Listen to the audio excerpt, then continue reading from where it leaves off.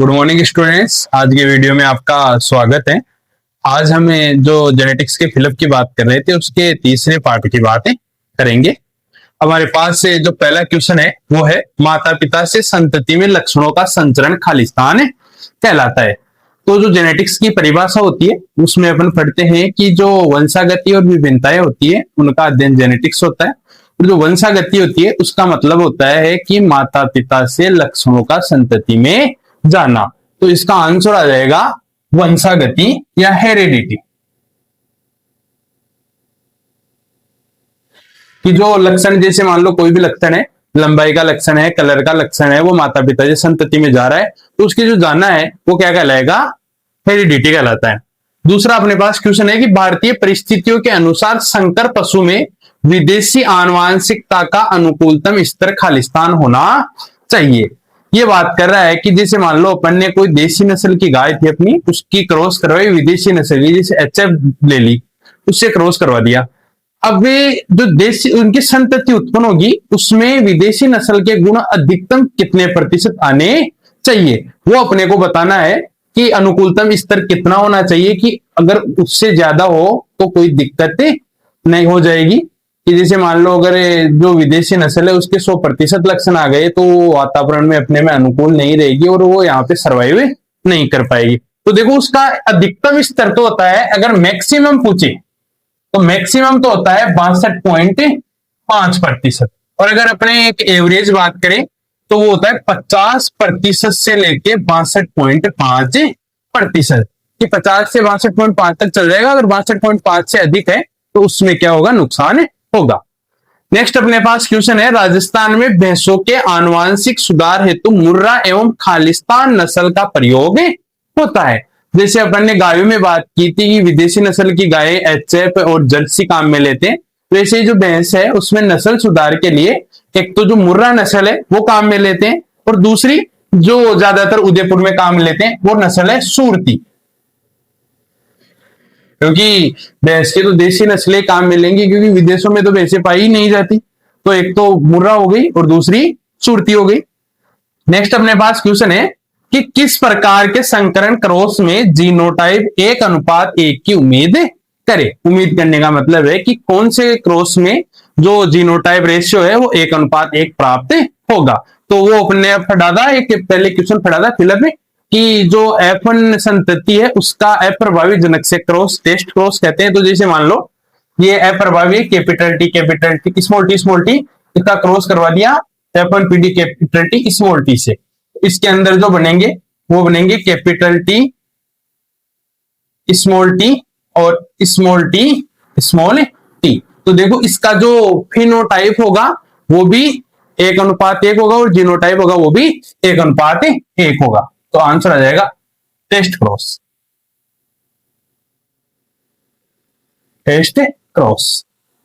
Next हम बात करें क्रॉसिंग ओवर में आनुवांशिक पदार्थ का आदान प्रदान खालिस्तान गुणसूत्रों में होता है। अपन ने अभी एक पहले सेकंड पार्ट में क्वेश्चन पढ़ा था कि जो समजात गुणसूत्र होते हैं उनमें आनुवांशिक पदार्थ का आदान प्रदान खालिस्तान कहलाता है। उसका आंसर दिया था अपन ने क्रॉसिंग ओवर। अब इसमें यह तो दे दिया कि क्रॉसिंग ओवर में आनुवांशिक पदार्थ का आदान प्रदान होता है, तो ये पूछ रहा है कि कौन से गुणसूत्रों पे होता है। उसमें अपन ने पढ़ा था कि होमोलोगस क्रोमोसोम पे, तो इसमें आंसर आ जाएगा होमोलोगस या समजात। नेक्स्ट क्वेश्चन है हमारे पास में, वे पदार्थ जो जीन परिवर्तन के अवसरों में वृद्धि करते हैं खालिस्तान कहलाते हैं। तो परिवर्तनों में वृद्धि का मतलब है कि ये बात कर रहा है कि वे पदार्थ कौन से होते हैं जो उत्परिवर्तन उत्पन्न करवाते हैं या उत्परिवर्तन की संभावना को बढ़ाते हैं। तो वो कहलाते हैं म्यूटेजेंस, उत्परिवर्तक। तो आंसर आ जाएगा म्यूटेजेंस। तो अपने को ये भी पूछ ले कि उत्परिवर्तन उत्पन्न करवाने वाले पदार्थों को खालिस्तान कहते हैं, उसका भी आंसर रहेगा म्यूटेजेंस। नेक्स्ट हम बात करें संतति परीक्षण विधि खालिस्तान पशु के मूल्यांकन के लिए प्रयोग की जाती है। अभी हमने पढ़ा था कि जो संतति के आधार पर पशु का चयन है वो किस विधि में किया जाता है। उसमें अपन ने प्रोजेनी टेस्टिंग या संतति परीक्षण दिया था ना आंसर। तो उसमें अपन ने ये बात की थी कि जो संतति परीक्षण विधि है वो ज्यादातर नर पशु के लिए प्रयोग में की जाती है कि नर पशु में जो गुण है वो उसकी संतति में प्रकट हो और उसका अपन पता लगा सके। तो इसका आंसर आ जाएगा मेल। आप ये क्वेश्चन नोट आउट कर लीजिए एक बार। वो क्वेश्चन आपने नोट आउट कर लिए होंगे। अपने पास जो नेक्स्ट क्वेश्चन है वो अपन पहले पढ़ चुके हैं, परंतु इसकी और उसकी लैंग्वेज अलग अलग है। ये है कि एक पीढ़ी से दूसरी पीढ़ी में आनुवांशिक लक्षणों के स्थानांतरण को खालिस्तान कहते हैं। अब अपन ने अभी एक क्वेश्चन पढ़ा था कि जनकों से या माता पिता से संतति में लक्षणों के स्थानांतरण को खालिस्तान कहते हैं। तो वो उसका आंसर अपन ने लिखा था हेरिडिटी या वंशागति। इसका आंसर भी वही आएगा। क्यों? क्योंकि जैसे मान लो एक पीढ़ी से दूसरी पीढ़ी, पहली पीढ़ी हो गई जो पेरेंटल पीढ़ी है वो, और दूसरी जो संतति की पीढ़ी है वो, तो चाहे जनकों से संतति में बोल दे या एक पीढ़ी से दूसरी पीढ़ी में बोल दे, बात एक ही है। तो इसका आंसर हो जाएगा हेरिडिटी। बहुत से क्वेश्चन अपने को ऐसे मिलेंगे जिनकी लैंग्वेज अलग है लेकिन आंसर सेम रहेंगे। दूसरा क्वेश्चन है, खरगोश में कोट का रंग खालिस्तान का उदाहरण है। कोट कलर का मतलब उसकी जो त्वचा होती है उसके रंग की बात हो रही है। अब जो खरगोश में कोट कलर होता है उसके लिए 4 एलील जिम्मेदार होती है। पहला कैपिटल सी, दूसरा कैपिटल सी सी एच, तीसरा कैपिटल सी एच और चौथा स्मॉल सी। तो अपन ने एक लाइन पढ़ी थी अभी कि किसी जीन के 2 से अधिक एलील हो तो उसे हम मल्टीपल एलील कहते हैं, और इसके 4 एलील है। इसका मतलब ये किसका उदाहरण है? मल्टीपल एलील का।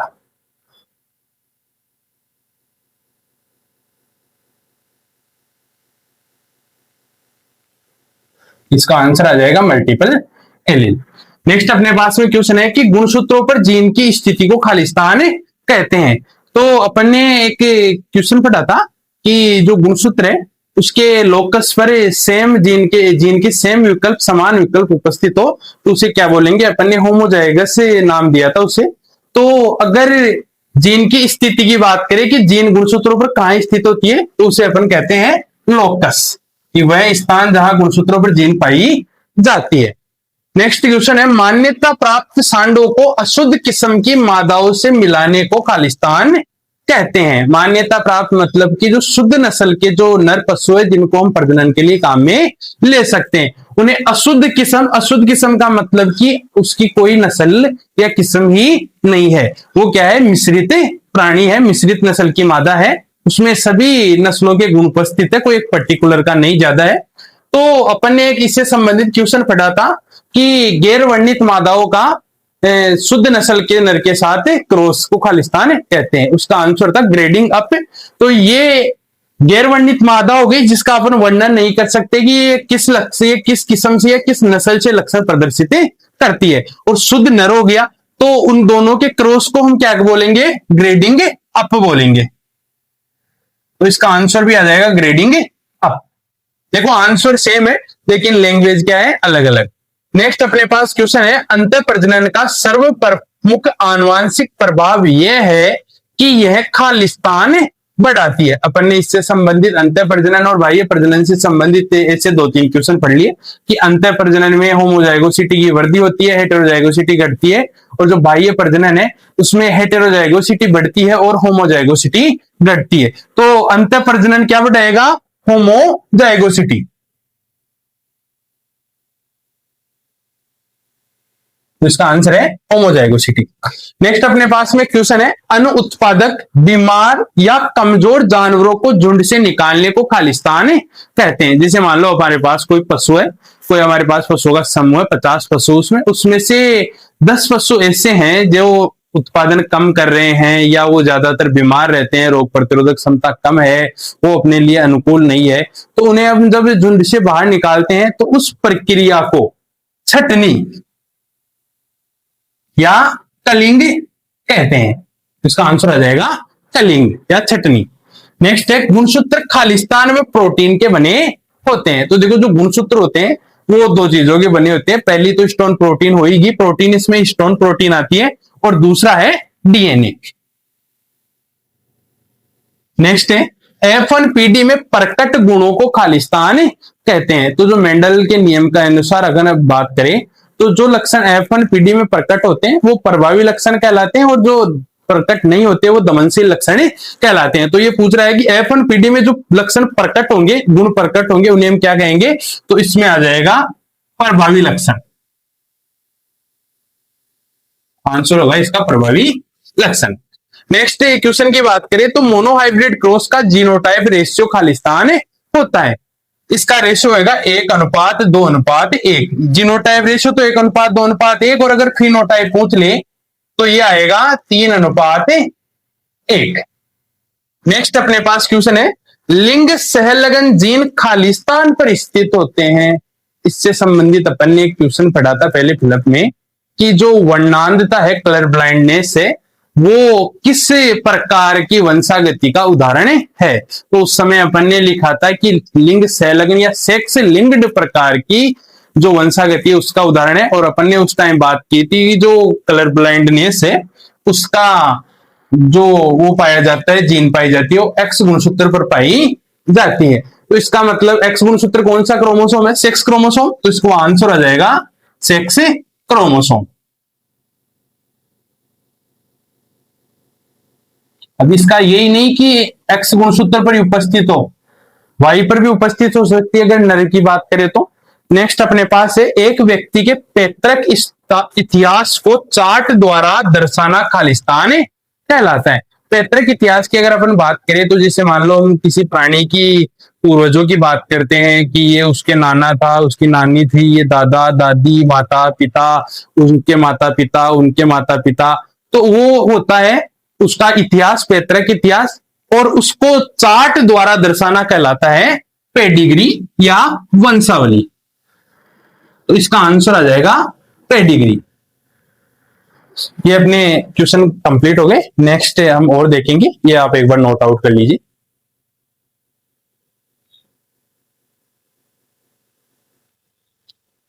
वो क्वेश्चन आपने नोट आउट कर लिए होंगे। अब नेक्स्ट क्वेश्चन की हम बात करें तो ये अपने पास क्वेश्चन है कि अलग अलग नस्ल के दो प्राणियों के समागम को खालिस्तान कहते हैं। ये अपने पास कोई भी दो नस्ल है, जैसे गिर हो गई, साहिवाल हो गई, गिर हो गई, थार पारकर हो गई, साहिवाल थार पारकर हो गई, उनके बीच में अगर मैटिंग करवा रहे हैं तो उसे हम क्या बोलेंगे? तो पहली बात तो कि अगर अलग अलग नस्ल है तो कंफर्म हो गया कि वो इनब्रीडिंग नहीं है, वो क्या है? आउटब्रीडिंग है।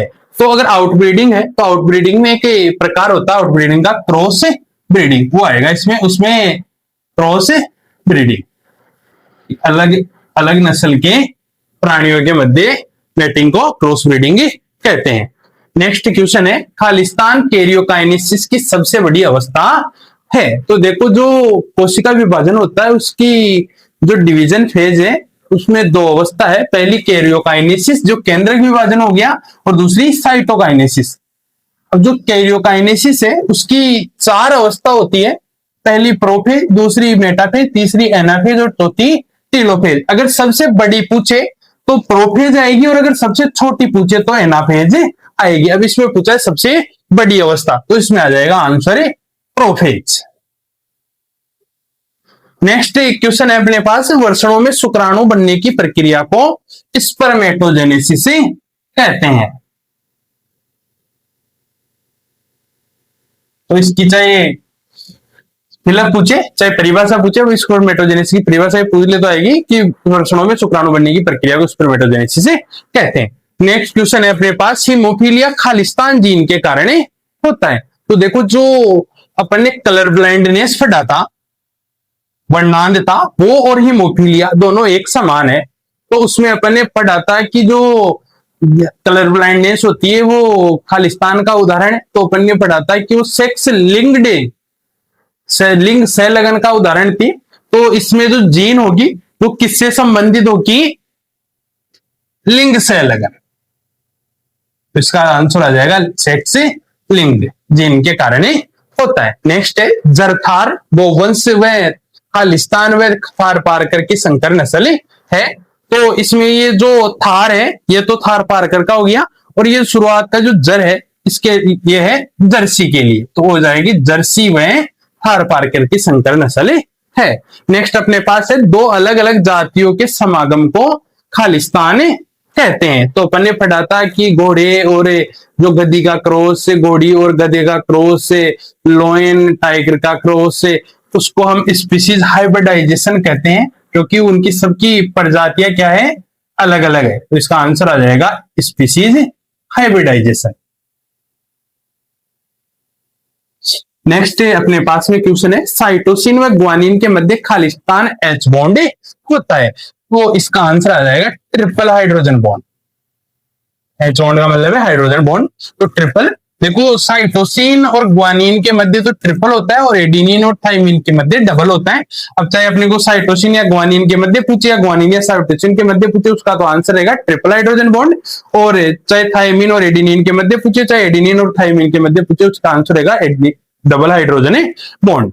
ये आप नोट आउट कर लीजिए। और ये अपना वीडियो यही समाप्त होता है। नेक्स्ट वीडियो के लिए